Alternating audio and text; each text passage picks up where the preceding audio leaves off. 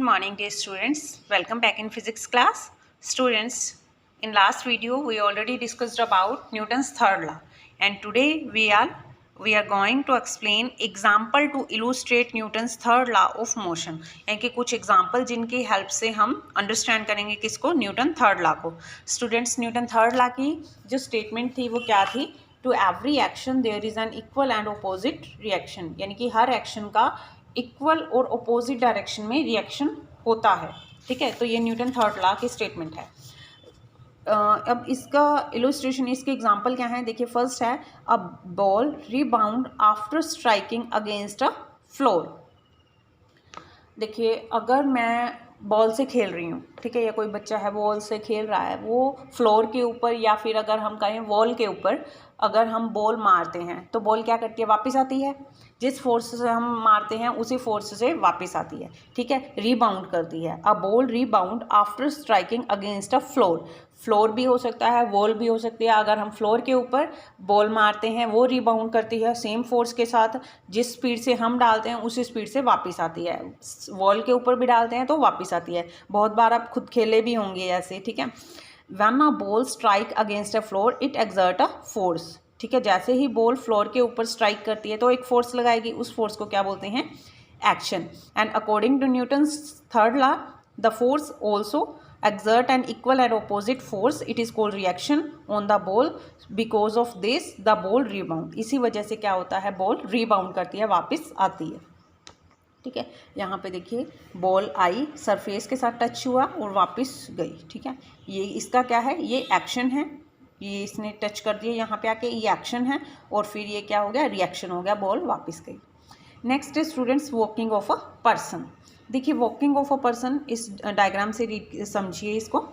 देखिए, walking of person क्या होता है? जब हम चलते हैं, मान लीजिए हम अपना एग्जांपल ही लेते हैं, हम चलते हैं तो हम क्या करते हैं? फ्लोर के ऊपर फोर्स लगाते हैं बैकवर्ड डायरेक्शन में. तो ये क्या होता है? एक्शन. ठीक है, और फ्लोर क्या करेगा? फिर अपोजिट डायरेक्शन में फोर्स लगाएगा, दैट इज कॉल्ड रिएक्शन. और हम आगे की तरफ बढ़ते हैं उस फोर्स की वजह से. यानी कि हम फ्लोर को पीछे छोड़ते हैं, फ्लोर हमें आगे की तरफ फॉरवर्ड डायरेक्शन में पुश करता है. तो एक्शन एंड रिएक्शन, इस वजह से हम क्या करते हैं?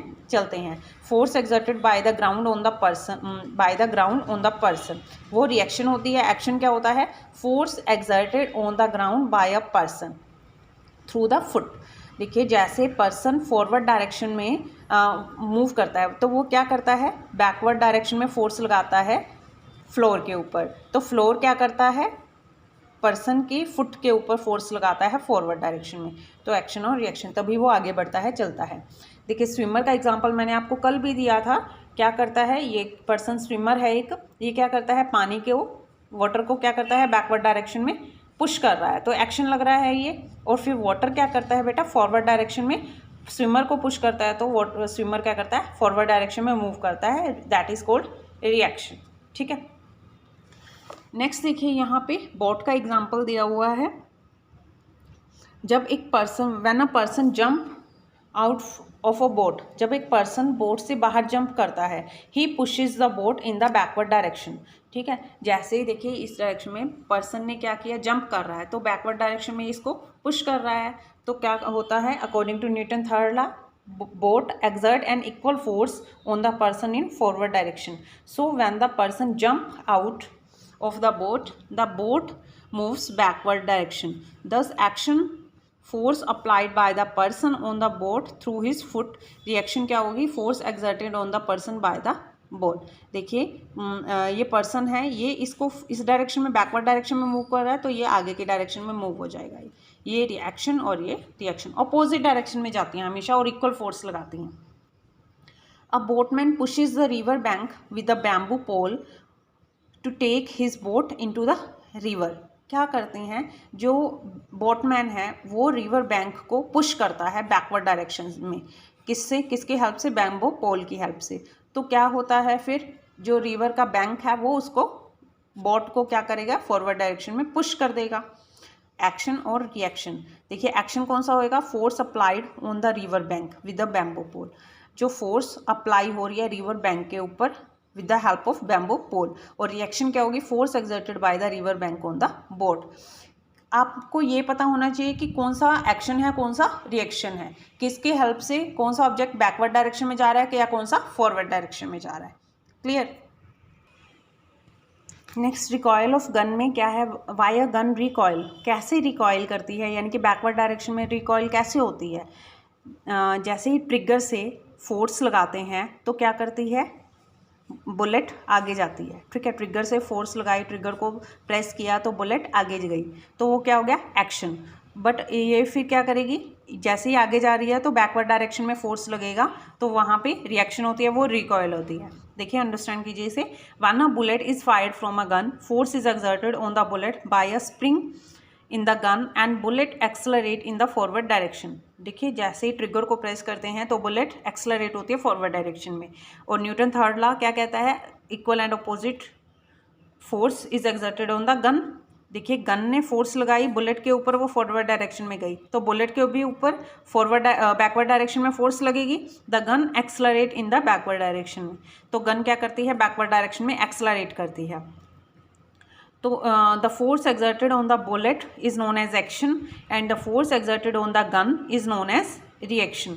Since the mass of the gun is larger, bullet के कंपैरिजन में इसका मास क्या है। अब देखिए, ये तो बाहर निकल गई, हमें चलती हुई दिखाई दे रही है, ये रिकॉयल होती है, बट ये मूव करती हुई हमें ज़्यादा दिखाई क्यों नहीं देती, क्योंकि क्या है, जो मैंने आपको कल एग्जांपल दिया था बॉल और अर्थ के बीच में। अब बॉल इसके ऊपर फोर्स लगाती है, ठीक है, अर्थ क्या है, बॉल के ऊपर फोर्स लगा रही है और इसको अपनी डायरेक्शन में मूव करवा रही है, तो बॉल भी तो उतनी सेम फोर्स लगवाएगी अर्थ से, बट अर्थ मूव नहीं करती ना बॉल की तरफ। क्यों नहीं करती, क्योंकि एक्सलरेशन किसके इन्वर्सली प्रोपोर्शनल है, मास के। जितना मास कम होगा उतना एक्सलरेट करेगी बॉडी, उतना ज़्यादा मूव करेगी। अब मास किसका कम है, बॉल का या अर्थ का, बॉल का कम है, इसीलिए ये मूव करती है। मास कम है तो एक्सलरेट ये करती है, इसका मास बहुत ज़्यादा है, मास ज़्यादा है तो एक्सलरेशन कम होती है।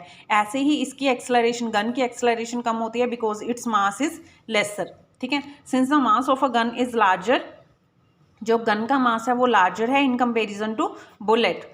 Since the mass of a gun is larger than the mass of bullet, so the gun recoil with the velocity with much lesser than the velocity with which the bullet moves forward. यानी कि जिस velocity से अब ये move कर रही है forward में, ये भी मूव करनी चाहिए, बट ये मूव क्यों नहीं करती, क्योंकि इसका मास ज़्यादा है। मास ज़्यादा है तो एक्सलरेशन कम होती है। नेक्स्ट है students, motion of rocket and jet plan, jet aeroplane. देखिए, रॉकेट्स हैं या जेट एरोप्लेन है, ये कैसे मूव करते हैं, इनके इंजन में क्या होती हैं, हॉट गैसेज होती हैं। हॉट गैसेज में क्या होता है, जब हॉट गैसेस को बर्न करवाया जाता है तो लार्ज स्पीड से डाउनवर्ड डायरेक्शन में फोर्स लगती है।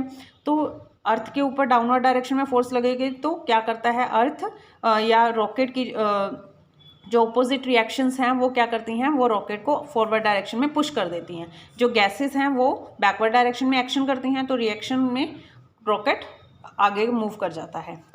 नेक्स्ट है, why a fireman struggle to hold a house pipe.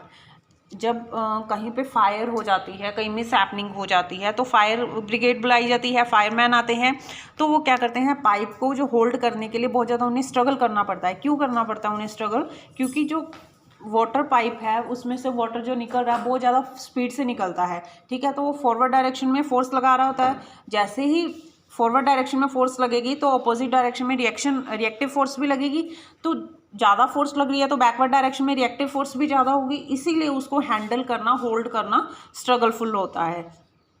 ठीक है, the force exerted on the house pipe in the backward direction is known as reaction. क्योंकि जो फॉरवर्ड डायरेक्शन वाली है वो क्या है, उससे वाटर पुश हो रहा है, water running out through the house pipe in forward direction with the large speed exert a large force on the house pipe in the backward direction. ठीक है, जैसे एक्शन हो रहा है वैसे रिएक्शन भी होगा। This reaction force tend to move the hose pipe in the backward direction, therefore a fireman struggle to hold the hose pipe strongly to keep it at rest. उसको अच्छे से पकड़ के रखना पड़ता है, होल्ड करके रखना पड़ता है, फोर्स लगा के, ताकि उसका बैलेंस बना रहे और वो रेस्ट पे रहे पाइप। क्लियर स्टूडेंट्स, तो आज हमने एग्जाम्पल पढ़े हैं to illustrate the Newton's third law of motion. आपने अच्छे से इनकी रीडिंग करनी है और इसके बाद आपके पास कुछ क्वेश्चन आंसर हैं solved, very short and short question answer, ये आपने प्रिपेयर करने हैं। Clear students? I think it's enough for today. Thank you. Have a nice day.